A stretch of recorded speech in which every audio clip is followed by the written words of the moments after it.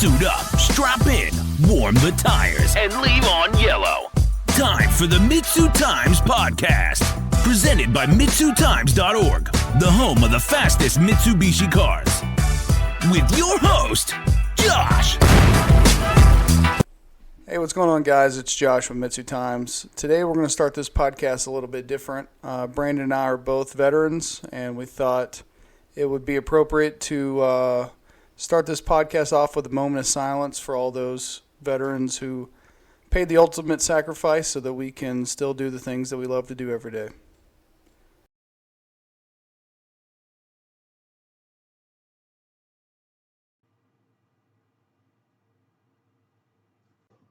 Today, my guest is Brandon Mao. He is the owner and driver of one of the fastest, quickest 1G, white 1Gs out there. How you doing today, Brandon?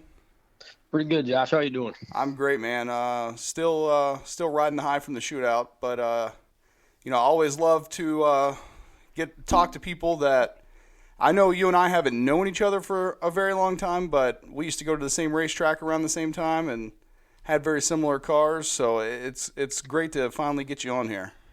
Oh yeah, I definitely appreciate it. And I've been following the podcast and the MitsuTimes page for a long time. It's really amazing what you've been able to do with that for the community. Well, thank you. Well, Brandon, you had a pretty successful shootout, I'd say. You came up second, but still you got beat by a very fast car. And it seemed like you were really going round, so it must have felt good for you. Oh, definitely. I just didn't have a lot of time this year to really mess with the car and get it dialed in like I usually do. I had 2 test and tune sessions before that, so I didn't really mess with any timing and boost levels. It was more just getting the fuel map dialed in on the new ECU, the Fuel Tech ECU. And then the shootout turned up the boost, and I got in that right back to the 8s and pretty much just left the car alone, messed with launch settings, and winning a race isn't always being the fastest, just being the most consistent. And, for sure. That's what I was doing. So, especially in our world, you need to be consistent. Yep. So, Brandon, let's talk about the setup on your white 1G. So right now, the current setup's a 6-bolt, 2.0-liter long rod. I ended up slapping in some Vader V3 rods, the F1 based. I just like the design. Darren over there at FFWD, is a real cool dude. Just some off-the-shelf Wasco pistons. I've been running the 2G Kurt Brown head since 2015-16 is when he did that for me. Hell yeah. Unfortunately, his passing. So, you want to hold on to a part like that and work so well. Definitely. S3 cams, Magnus intake manifold, all the Magnus bits, ETS intercooler, and then this year I switched to a PTE next gen 6470 turbo. It definitely seems like it's working well for you. Yes, for a short amount of time, that's definitely pretty potent. All right, Brandon. So, how did you get into the 1G in the first place? Because you've had this car for a real long time, or you've had a white 1G for a real long time. Nope. So I've had this car for 13 years now. Wow. So the 1G, the story behind it, I used to, back when we were younger, I used to read all the old tuner magazines. That's all we really had. There wasn't no internet. I think AOL dial-up was still back then. The different models, and you look at the builds with the Hondas, and the Toyota Supers were big back then. So I used to do a lot of BMX in my hometown, and an older school janitor had a nice Plymouth Barracuda he used to take to the local car shows at AutoZone. Oh, nice. And then one day he brought out this black 1990 Plymouth Laser. I'm like, what is this thing? The pop-up headlights. And I'm like, this is crazy. I talked to him and he showed me everything. He's like, oh yeah, going through all this stuff. I think he had like a Venom plug-in chip on it. I don't even think ECM Link was out then. Then the summer of 2005, my buddy hits me up. He's like, hey, Walt, that's the janitor's name. He's selling the car for $500. No kid. So I ended up, I stopped there that night and I was like, hey, you really selling this? And he's like, yep. You know, he snapped a timing belt in it. And he's in his 60s at that time. Oh, yeah. He's like, hey, $500, come get it. And I went and got my $500 and picked it up the next day. And that's pretty much how I started with the 1G platform. Well, hell yeah. Love that. Picked up your first one, $500. Oh, yeah. Back when it was still cheap.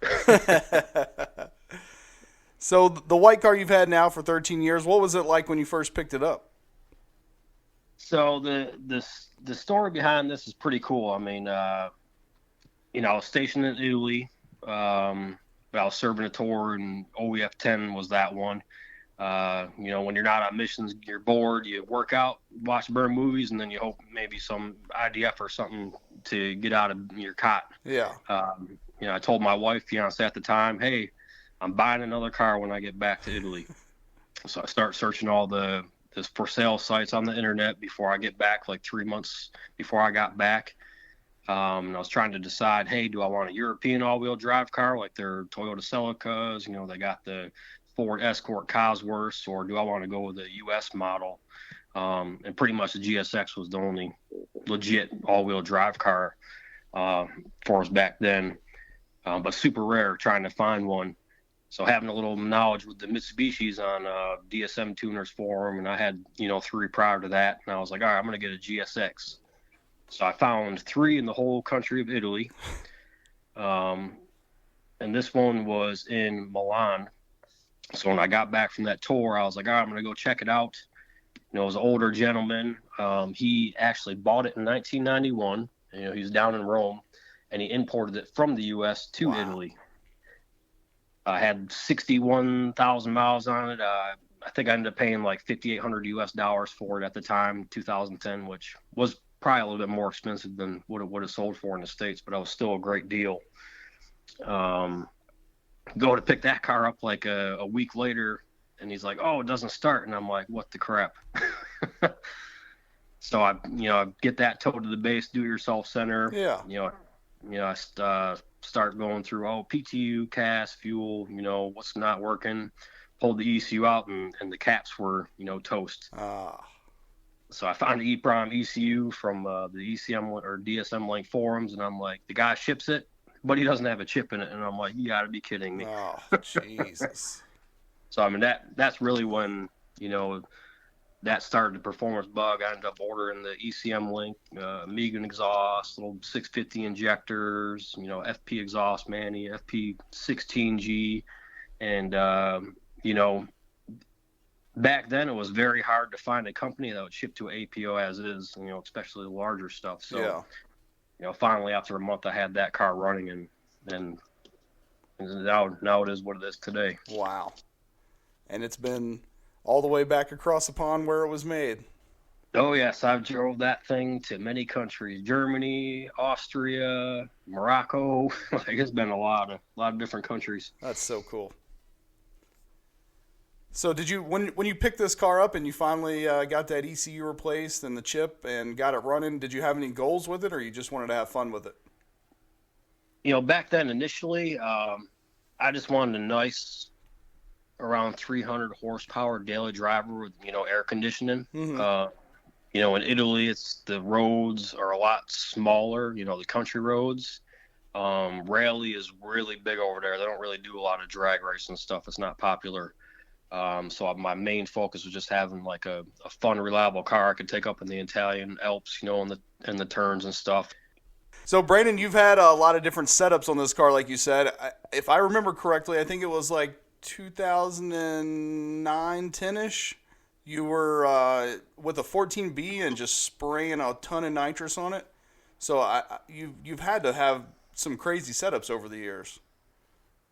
Oh, yeah. I mean, man, think about, like a lot of us who have been going at this platform for, 15, 20 plus years. There's been quite a few.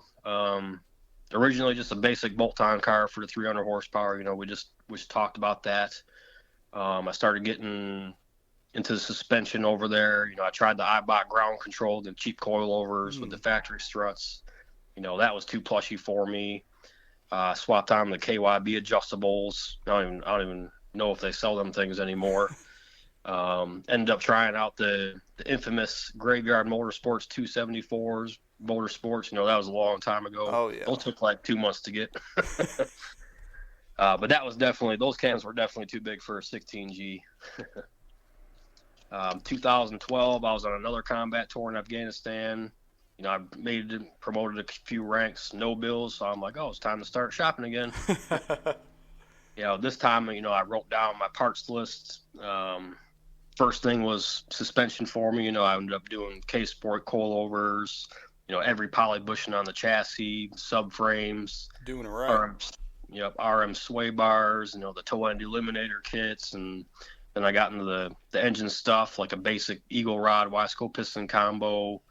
Ended up getting 272 cams, the Punishment Racing T3 manifold, you know, the good version that was on the Red Demon. And that's when I went to the HX40 Turbo. Clutches, man, because it used to be manual, because I didn't swap to auto until 2016 it was. Oh, wow. That was like the ACT 2100, 2600, and I was like, no, I need a twin disc for faster shifting, you know, the no lift to shift feature. Ran the JMF street intake manifold, the old school one. You know, I cracked that thing like 6 times, had to get it welded. I think 2014 time frame, I finally got a Magnus V3 cast manifold, and I stuck with that setup until late 2015. I just moved back to the States in July 2015 after being overseas for almost 8 years. Wow. You know, I got stationed at Bragg, hit up my local drag strip, never raced on one before, you know, as funny as that sounds. And I'm thinking, oh yeah, my car's, you know, this badass here, you know, this yellow Evo comes in the burnout pit, wop, wop, wop, wop. And I'm like, well, shit, here we go. And, you know, I was running like 12s, you know, just starting out. And this Evo is in the 10s. And I start talking to the guys like, oh yeah, man, come check us out. And it was the Spec Ops guys. And the guy who whipped my butt was Jeremy Keith.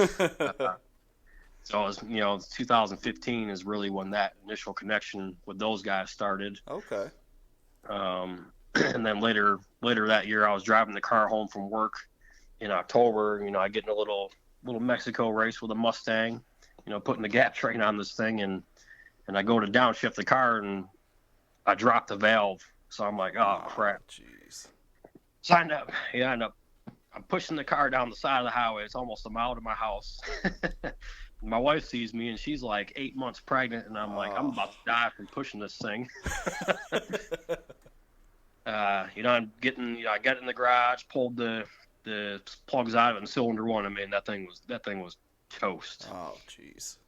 You know, I reached out to my new friends, Sean Hart. You know, he's a tech over at English Racing now, and I think everybody knows Joshua Milosik, or 95% of the community. Yeah. If they don't, they should.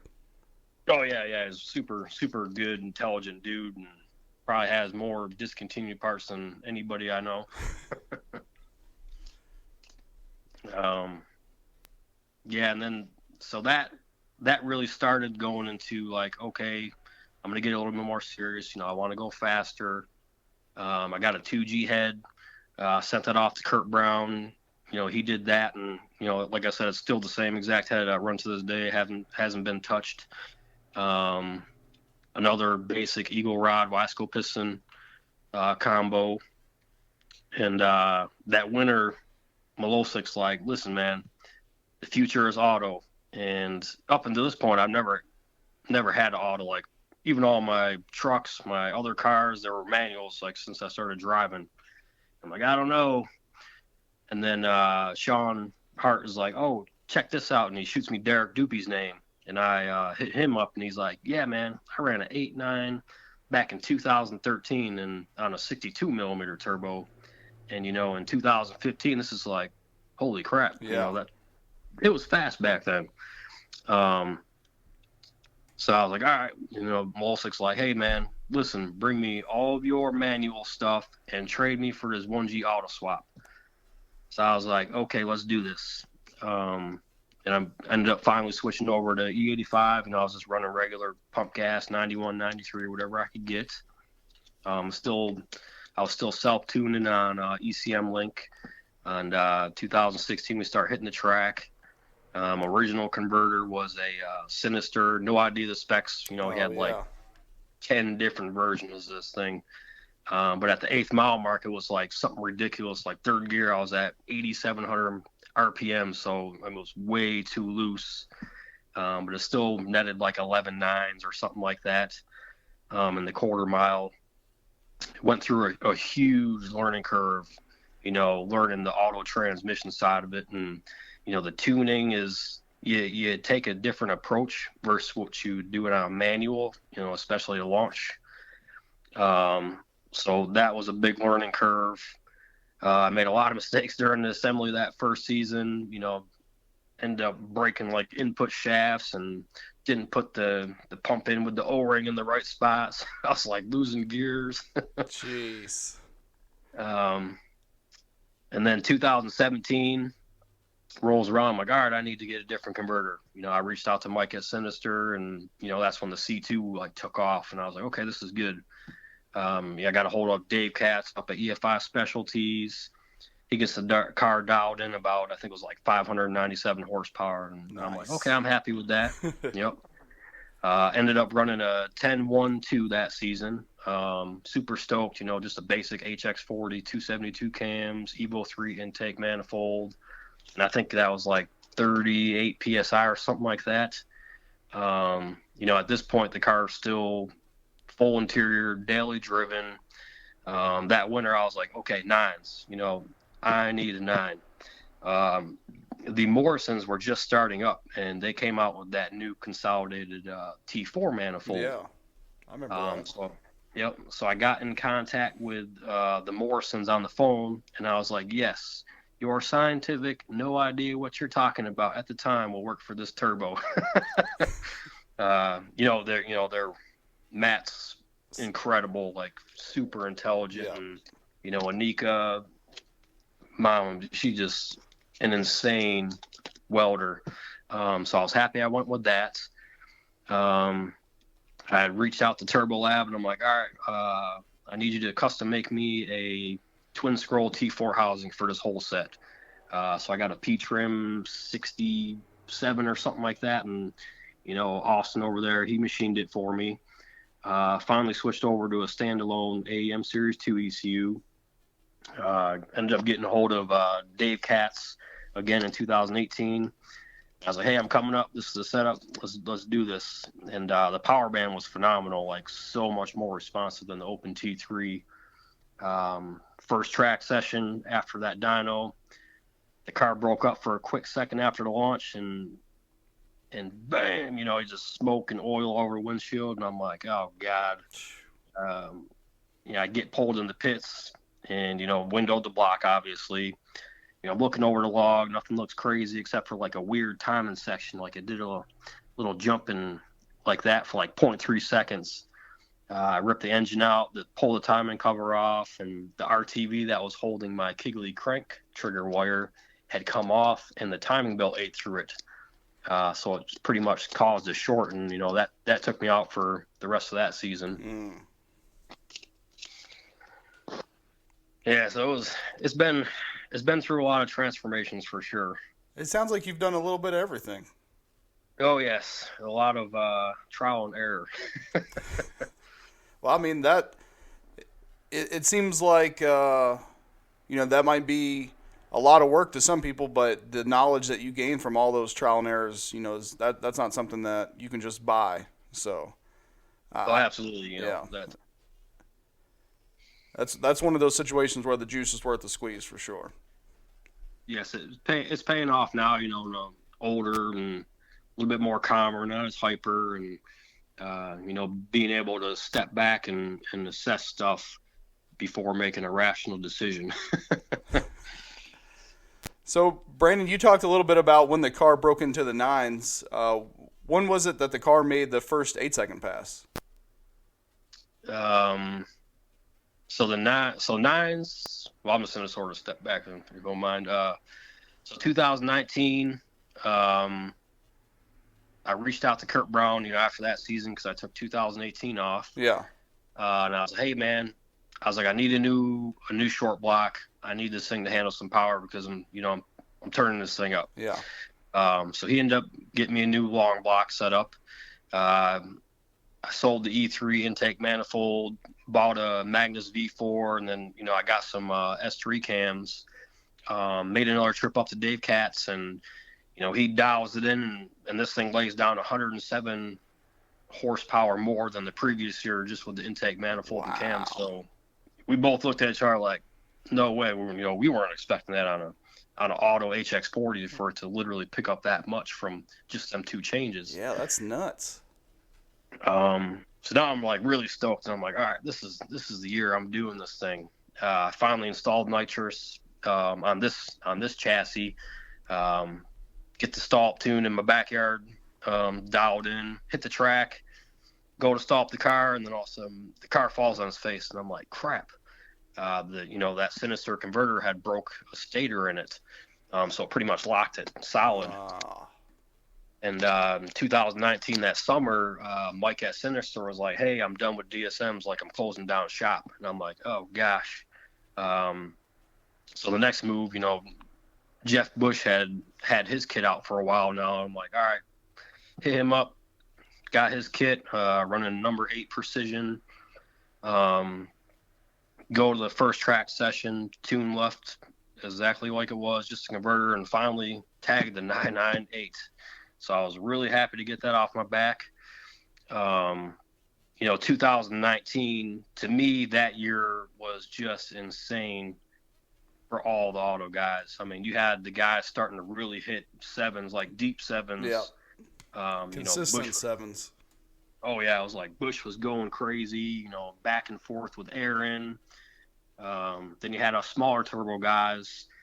We were like, oh, who's going to go deeper in the nines? You had Chrisman, Collins, Tony Marks, Bob Breach, Ronnie Grant, Eric Whistler, Brent Wilkerson, Rich Daly, Chris Keege, Scott Frazzo, Rich Ong, back then before he got crazy. I mean, he was going for low nines, Christian Lucido. And I want to say Andrew Welling was just starting to push in the 9 zone. So, realistically, I think we were all honestly trying to catch Derek Dupey. To me, he's the gold standard for the 60 millimeters, especially the 62s. I mean, he's won a crazy 8.4 on the FP62 in the street trim. So I'm sorry I got a little bit off track on that. Just a little No, backstory. you're good. I love those stories. I mean, those are the times that, it's one of those things where those kind of things they kind of fall through the cracks and people forget about them. Oh, yeah. I mean, but it definitely just pushed, a lot of us are still going at it. A couple guys, got out of it, but it really pushed the competition edge to, the next level. Like, okay, what are you guys doing? What am I doing? Let's get this figured out and, step it up. Right. And I ended up making 3 more track visits that year. Adjusted fuel timing, some boost stuff, and I ended up running a 927 at 147 miles per hour that year. This was still a full weight, true daily driven street car. Wow. That's nuts. Yeah, that's the 9-second story. So what about the 8-second? I know a lot must have changed, or you must have got a lot more comfortable with the car. Yeah, 2020, I had to do another 9-month tour overseas. That's the year that COVID hit, so it was pretty much a bust for everybody, I think, in 2020. So I'm back to the drawing board. I just got stationed out in the Midwest, not really a big import scene, all American muscle, pro mods. The tracks, they're all NHRA sanctioned. So I'm like, okay, the car is running fast. I got to get the safety up to date on this thing. And, I had to make that decision. Like, okay, it's not really going to be street driven with a full cage. So I ended up getting a hold of Able Racing down in Oklahoma there. They fabbed in a cage for me. I ordered some carbonetic stuff. I had the doors, the roof, the hatch. just to sort of try and lighten it up. I ended up going through, the chassis harness and ripping out the unneeded stuff. I think I ripped out the H-back box, and, just like little weight, but it ended up adding up at the end of the day. Oh, for sure. And then I was like, okay, let me think of a new turbo. So I always had a thing with the FP turbos. I love FP. But I was on that twin scroll T4 manifolds, and I didn't really want to change it. So I ended up sourcing a Gen 1 Super 99. Oh. With the ultra rare. I think Robert made like 6 of those 1.15 T4 twin scroll turbine housings for that thing. I do remember that. So I ended up getting my hands on one of them, thankfully. And there was the first IFO race of that year in 21, down local to me. That was out in the Midwest, was 7 hours one way down in Tulsa, Oklahoma. Jeez. I get lined up in the quarterfinals against a super that was running 8.6s at Texas 2K the week prior. So I'm like, oh man, I haven't run 8s yet. And told my Army buddy Dave, he went down with me. I'm like, I'm giving it the sauce, man. I put the EBC at 90% duty cycle, and I sent it. Ended up running the 893 at 154 that event. Wow. That must have felt life-changing. Yes, it is. It's hard to describe when you break into the next zone, like you go from 12s to 11s, 11s to 10s, then you get to 9s and it starts getting harder. And then trying to break the 8s is like, it's like the China wall or something like that. You're trying to get over it. Trying to break a sound barrier, seems like. Oh, yes. And the following year after that, I finally got my hands on to me, the gem in the Zona lineup is the 95 69S. That this is last season, was 2022.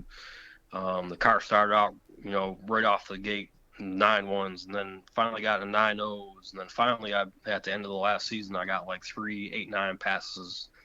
I never did get to turn that turbo up, but man, that thing really made some great power. Hell yeah. I've always heard good things about those. Yeah, the design behind them. Robert's been doing this for a long time, and especially supporting our Mitsu community specifically. Yeah. But yeah, that turbine wheel just flowed a crap ton. It was really responsive. The transient response was just great. I really did like that turbo though. Oh yeah. This episode of the MitsuTimes podcast is brought to you by Slow Motion Motorsports. Slow Motion Motorsports offers a turnkey solution to your automotive performance needs. With over 30 years of combined experience, their company is managed by experienced professionals, backed by qualified technicians, engine builders, and tuners with real-world experience. They have invested in state-of-the-art equipment and tooling that helps control the intricacies of the automotive industry, allowing a faster, more cost-effective method of doing business. Every project is designed and planned professionally and monitored on a daily basis right up to its delivery.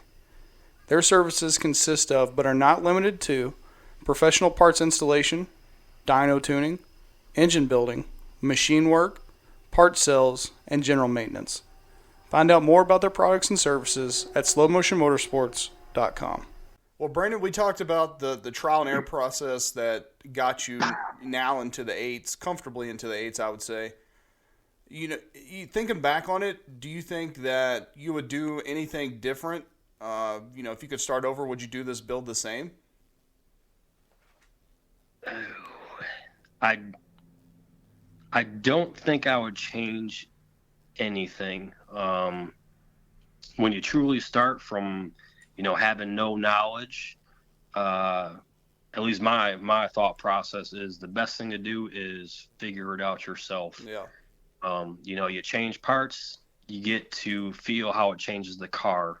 I'll tell you right now, when I got that ECM link back in 2010, there was no professional tuners that knew how to do ECM link in Italy. So it was a steep learning curve. the success, the failures, trying different combos. Okay, that didn't work like I thought it was going to. Let me try this combo. And you really can't put a price on firsthand experience. Right. That's for sure. Yeah, it's the things that you can't just go out and buy that sometimes, make somebody the most. Yes, exactly. So, Brandon, you've had this car for so many years. What is it about this car that motivates you to keep pushing it? This is a good question. So this year I was honestly, on the fence. I almost did sell the car. Moving back to the East Coast. Yeah. The kids are getting older, school, sports, I'm coaching their stuff after school. But Jeremy Keys and Matt Franks, they gave me a call back in April. And they're like, hey, man, we would love to have you join the Spec Ops race team. I had some time to think about it, and I was like, you know what? Maybe this is what I need, to get over the hump. I'm going to join a badass group of combat vets who share the same competitive mindset, but take a methodical approach. How we've been trained. Civilians. I don't know if they'll understand that, but I messaged them in June and I said, hey, I'll meet you guys at the track. We ended up talking a little bit more, and I was like, you want to know what? I'm all in. My kids, they really enjoy when they come to the races. They like seeing me win. But they also let me know when I lose. It's a younger kid. I like the challenge of having a consistent car that runs fairly quick. Yeah. On a smaller turbo setup, but it gets a little bit harder because I just average out. Doing this out of my garage. Right. Before joining, the team, midway through the year, I always told myself, if I can't fix the car, I can't go testing. Do the long distance drives to the races, the tuning, and if I can't do it myself, then I didn't deserve to do it at all. But it really comes down to how I approach life. Always strive to be better the next day, help others, no matter how stupid a question or fix may seem or be. But that is what spreads through the community. Just like all the the OGs did for us. Yeah, for sure. That's awesome. So, Brandon, now that the shootout's over, what are your goals for the rest of this year and next year? I've been giving this a lot of thought. 2023 to finish out this year, I want to get the car going quicker. The ultimate goal, for this year on the current turbo is, I want to get to as close to an 8.5 as possible. And 8.6 is probably more, the most realistic, which would still be phenomenal on a 64 millimeter. Absolutely. At 2,800 pounds race weight with an auto. I only made 6 passes before the shootout. I got 6 passes at the shootout. So not a ton of track time this year with the new Fuel Tech ECU and turbo. Kevin Collins, we've been good friends since, 2019. This season he's like, listen, man, go Fuel Tech, and I got you. I sent him my wiring harness. He got that all set up, sent me a base map, and then, he's been going through, all the features the AEM didn't have. Spent those 2 first test and tune sessions. I got the fuel map dialed in. There was no street driving or dyno session on it. Then the shootout, I ended up adding a little bit of timing and up the boost, and like I told you, during eliminations, I didn't touch anything. I just changed a little bit of launch settings. It just stayed consistent, went 8s every pass. And ironically, every pass was a PB at that event. So it was really amazing and a true testament to having, built this car with my own 2 hands over the past 13 years.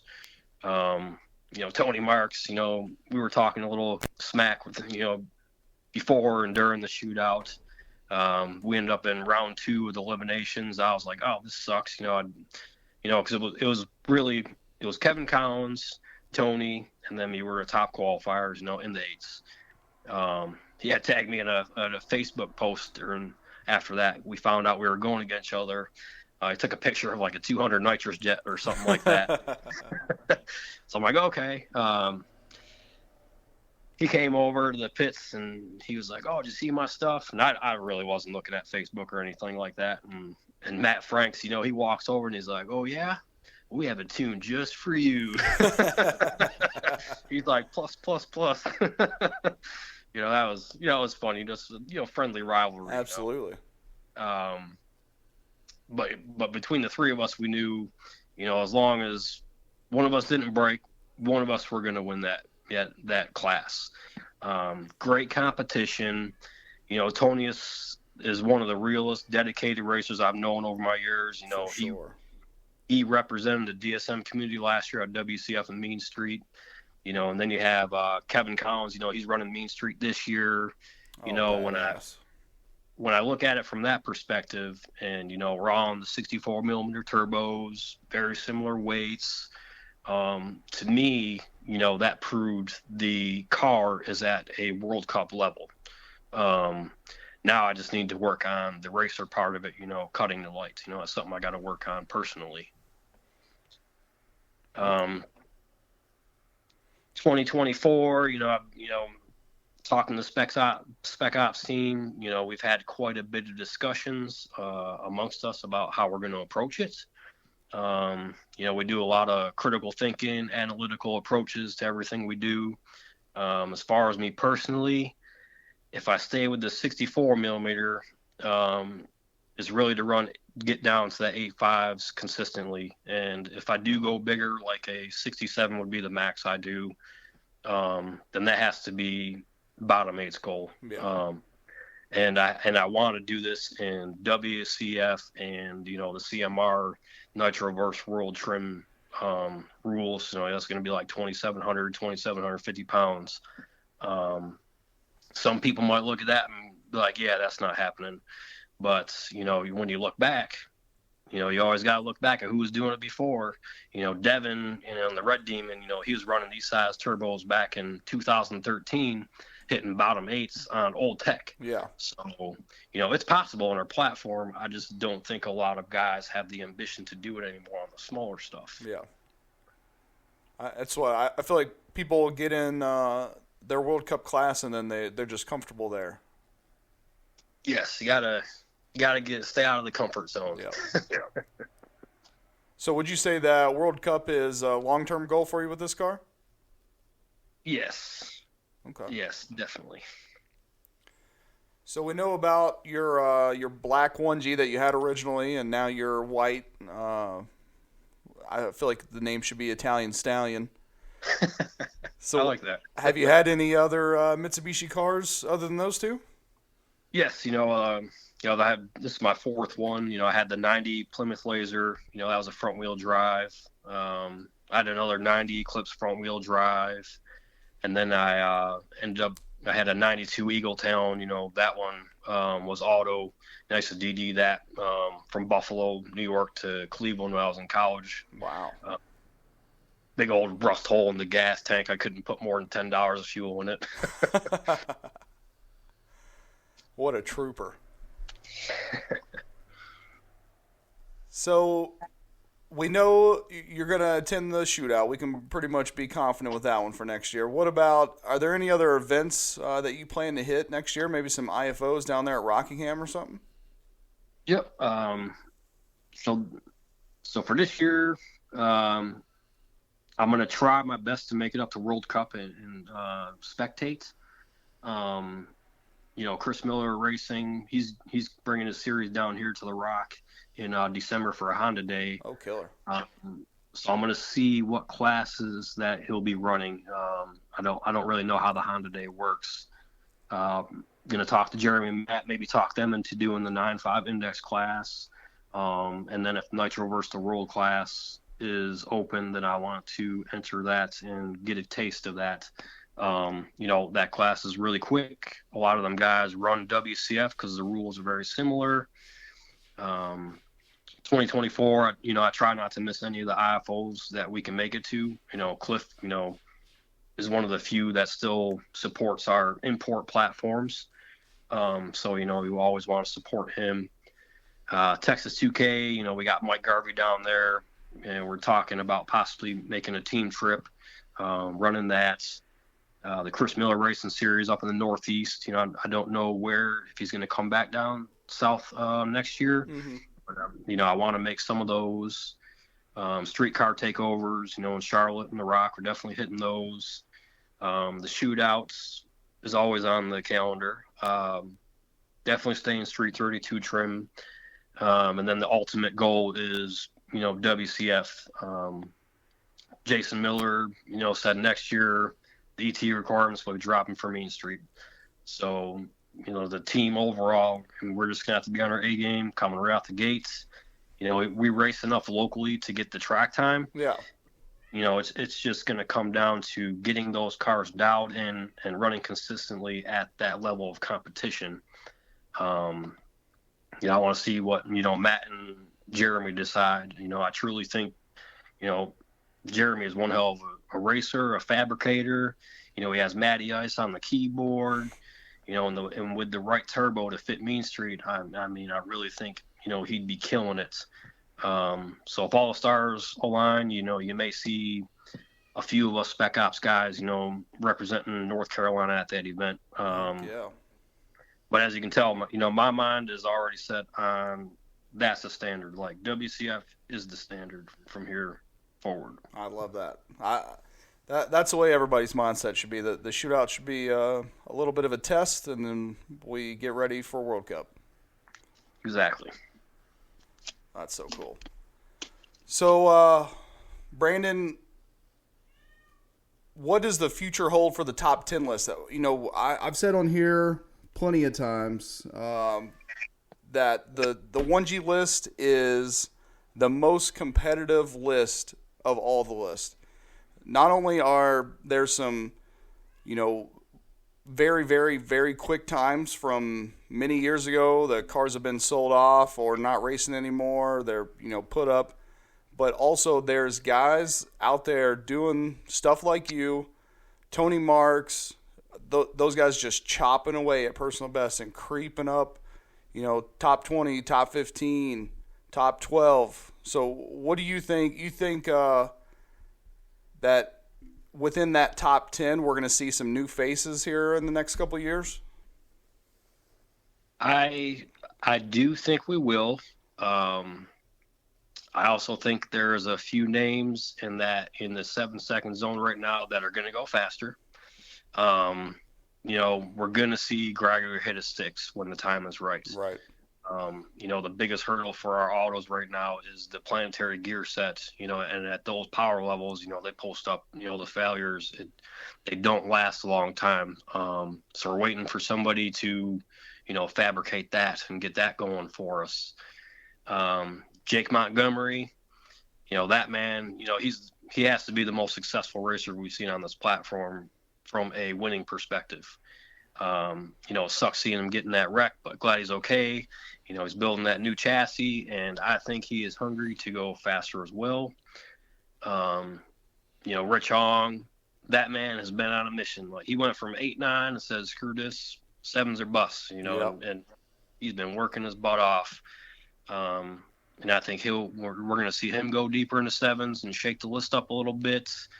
Noel Rivera, he's another one who's been chipping away. He just started entering. We're going to see him go faster. I had a chance to talk to Mark Leisure at the shootout, super humble guy. I've been following him for years and all the fabrication he's done himself. Just a great racing program. I have no doubt he will be another mid-7 guys in the very near future, if not this year. For sure. A name that will surprise a few people, and I think it'll happen in the next year at least, is Derek Dupy. I think he's going to hit 7s, and he's going to do it on a 60 millimeter range turbo. I've been friends with him for quite a while now. He's been very quiet, taking care of a family, but man, he had Kurt Brown as a mentor all those years, and he is one meticulous individual when it comes to building a car. So I think we'll see that happen. And after that, I'm not too sure. 7 seconds. It's moving. It's fast. It's not cheap to build a car, and then take the time to make it run a 7. So we'll just have to see what happens on the rest of it. Yeah. Yeah, it's crazy to see if you took a screenshot of DSM times in 2015 and then now look at the MitsuTimes top 10 on the 1G list and how quickly things have changed. I mean, we're almost at a all 7-second 1G top 10, and to see how far the community has come, it's incredible. Oh, absolutely. Them guys dedicated a lot. I think they had a plan. They said, all right, this is what we're doing. But as you've seen, it doesn't happen overnight. That success, like it takes a while to get everything lined up to be running that. Definitely. Speaking of Jake Montgomery, I think once he gets this new chassis put together and ironed out, he's going to be quickly make his way back to where he was and surpass it.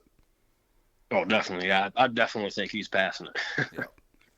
Yeah. With the improvements that he's making, he's going to be, mid sevens, probably not right off the trailer, but very soon after, because he's got a lot of determination. Yes, I mean, I think I've been reading like the last 2 weeks. I don't even know if the man sleeps. Yeah, for real. just working on that chassis. It's really incredible. That's awesome. So, Brandon, where can people find and follow you? Keep track of your progress with this 1G. So pretty much my Facebook page is all. Majority, 90% of it is car guys. They can find me on there. Brandon Mao. The Spec Ops Race Team Facebook page will probably be the best way going forward. I know none of us guys are really good at taking pictures and videos all the time.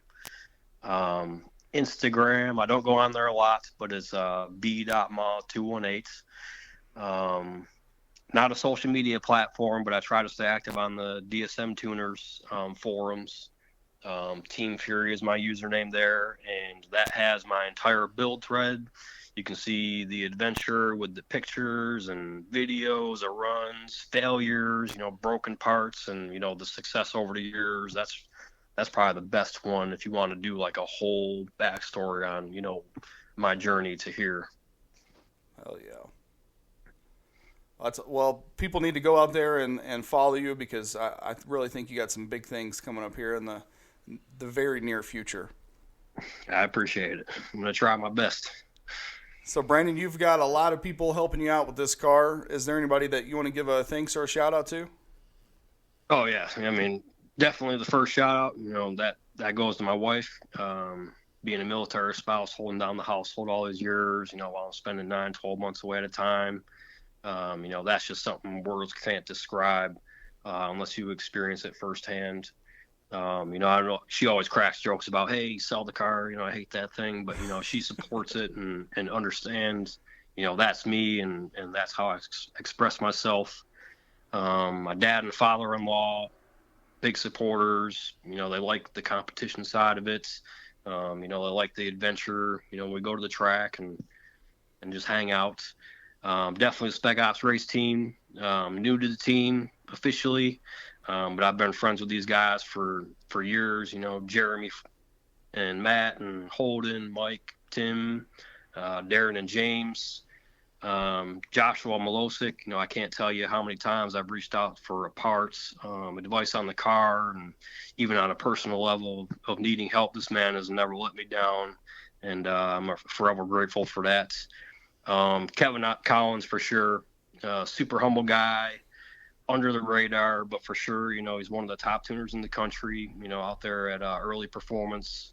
We talk almost every day. I'll send him thoughts on stuff. He keeps me in my left and right limits. We share ideas, share data. Oh, yeah. Oh, hey, hey, you getting a new turbo? Okay, I'm going to get it too, and let's compare data. That's how we work together. Yeah. He's been a huge part of my success for sure. Great mentor on the tuning side of the car. And I really hope he does great at WCF this year.